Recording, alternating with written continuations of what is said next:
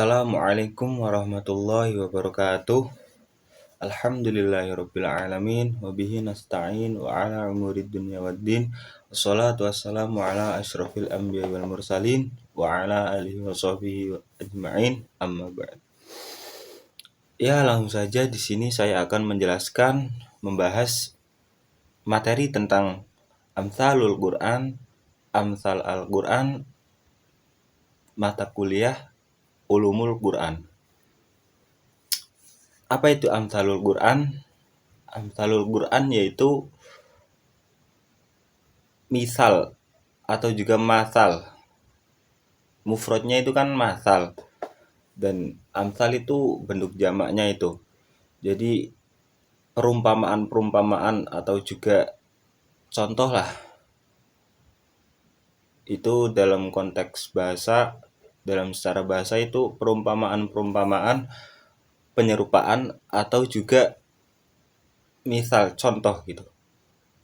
Dan dalam konteks istilah bahasa dan dalam konteks istilah, jadi secara istilah itu Amsalul Quran adalah sesuatu ucapan yang seringkali digunakan untuk bisa menggambarkan sesuatu, untuk bisa mengungkapkan apa yang dimaksudkan, untuk bisa menyamakan keadaan sesuatu yang diceritakan dengan keadaan yang dituju. Maksudnya itu ketika kita ingin menyampaikan, menjelaskan suatu makna, kita harus bisa memberikan perumpamaan. Ya mungkin ini kurang jelas ya makna secara rincinya itu. Kita akan masuk ke macam-macam atau juga contoh dari Amsalul Quran itu sendiri.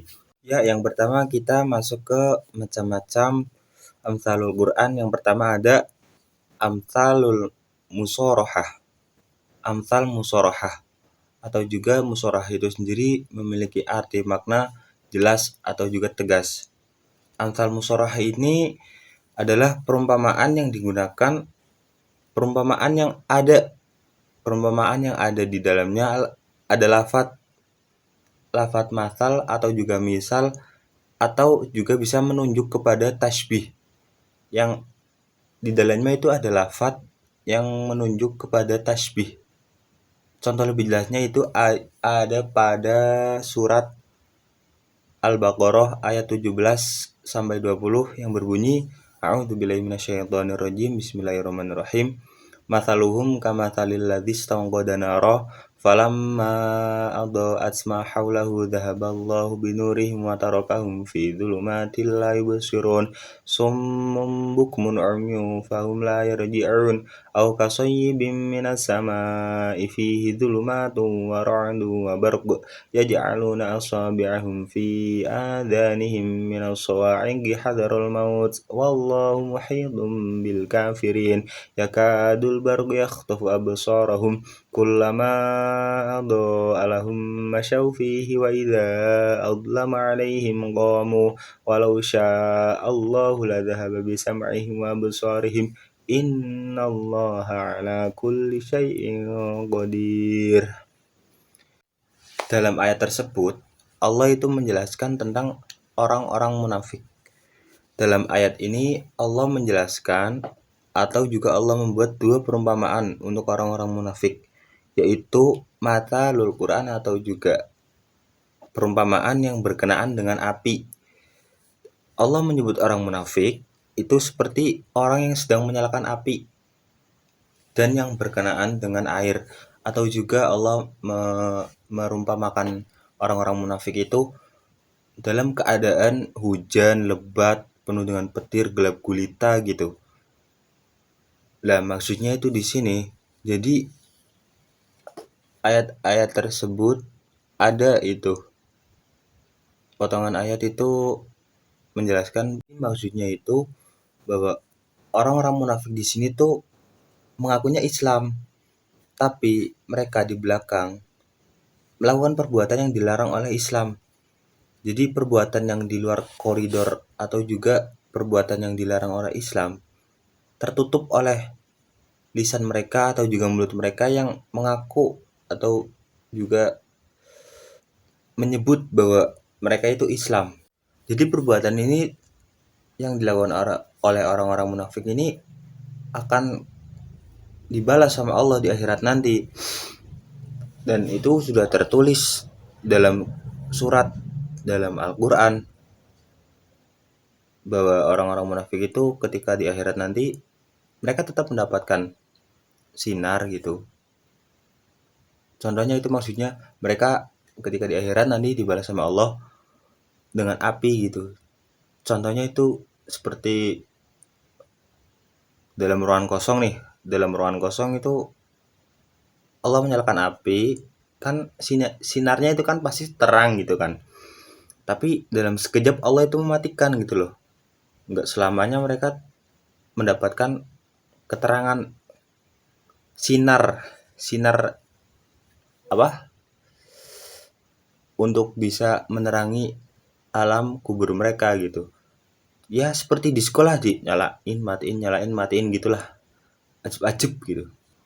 Ya melalui perumpamaan-perumpamaan tadi kita berusaha lah berdoa kepada Allah dan melakukan yang terbaik untuk beribadah kepada Allah untuk bisa terhindar dari sifat-sifat munafik atau juga terhindar dari orang-orang munafik gitulah. Yang selanjutnya yaitu kita masuk ke amsal kamilah atau juga perumpamaan yang tersembunyi gitu.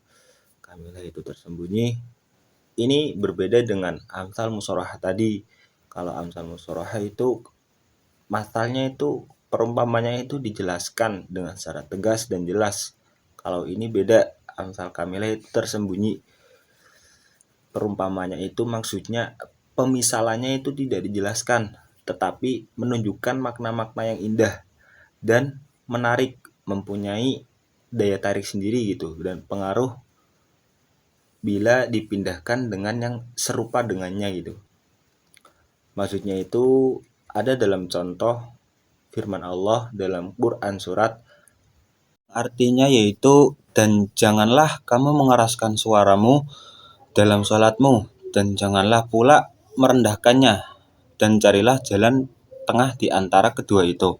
Maksudnya di sini itu kalau ketika kita sholat tidak dianjurkan, tidak diperbolehkan untuk mengeraskan suara kecuali imam pada saat sholat waktu malam ya sholat maghrib, isya ya yang berjamaah lah.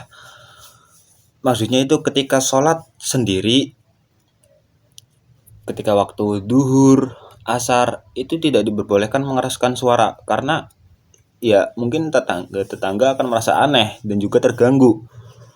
Dan juga tidak dianjurkan untuk mengecilkan suara. Maksudnya itu kita bisa mendengarkan suara kita sendiri dalam sholat. Kan batas minimalnya itu telinga kita sendiri yang bisa mendengarkan. Apabila kita tidak bisa mendengarkan, bisa batal nantinya sholat kita gitu. Tidak fokus pada sholat kita.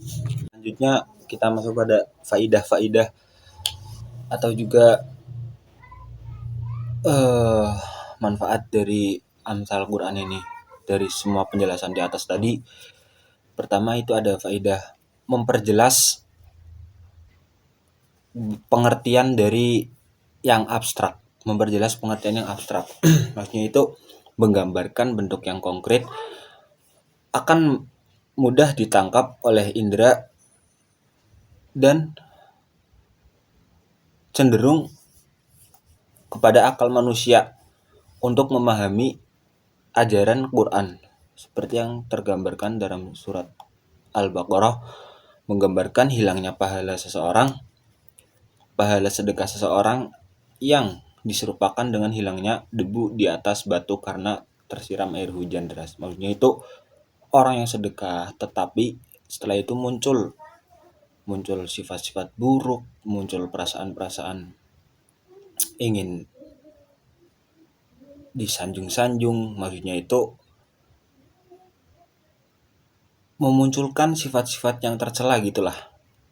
Dan selanjutnya itu ada faedahnya itu mengumpulkan makna yang indah, menarik dengan ungkapan yang singkat dan jelas seperti penjelasan di awal tadi.